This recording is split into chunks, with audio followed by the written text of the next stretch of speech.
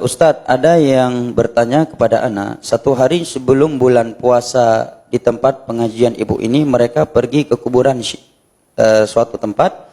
Di sana mereka berdoa kepada Allah. Apakah ini termasuk pintu-pintu syirik? Dirinci. Apabila mereka berdoa kepada Allah,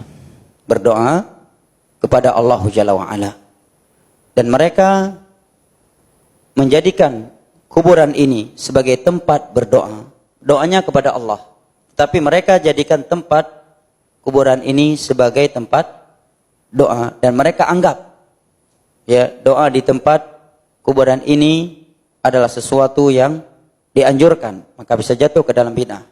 Dan kalau mereka menganggap bahwa dengan berdoa di samping kuburan ini akan lebih dikabulkan, maka bisa jatuh ke syirik kecil, karena telah menjadikannya sebagai sebab kebaikan, keberkahan yang itu bukanlah sebagai sebab. Nah, dan kalau mereka menjadikan orang yang telah meninggal ini sebagai perantara antara mereka dengan Allah dalam ibadah, maka ini syirik besar. Syirik Abu Lahab CS.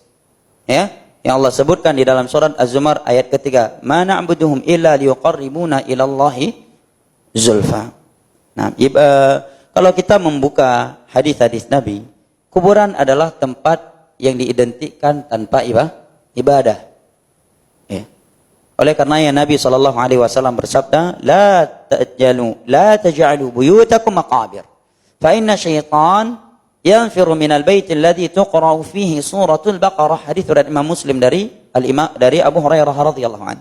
Janganlah kalian menjadikan rumah kalian seperti kuburan tanpa Al-Quran, karena syaitan lari dari sebuah rumah yang dibacakan di dalamnya Al-Baqarah. Nerangkan bahwa kuburan bukan tempat membaca Al-Quran.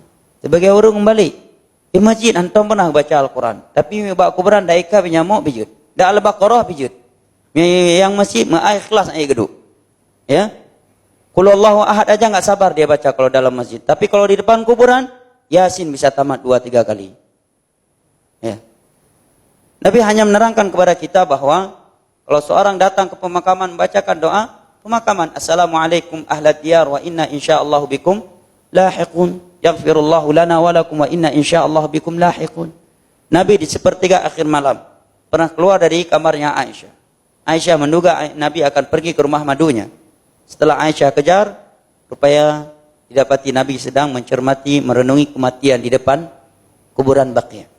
Tidak disebutkan di situ Nabi gejak baku barang baik geplah yatin. Kalau tamat 2 baru baliklah rumah. Enggak. Para sahabat juga demikian. Nah, kuburan Nabi di sisi mereka, tapi tidak ada satupun sahabat menjelang puasa atau setelah atau seterusnya gejak bak kuburan Nabi, geduk, geplah dika, Yasin, atau Al-Fatihah. Enggak ada.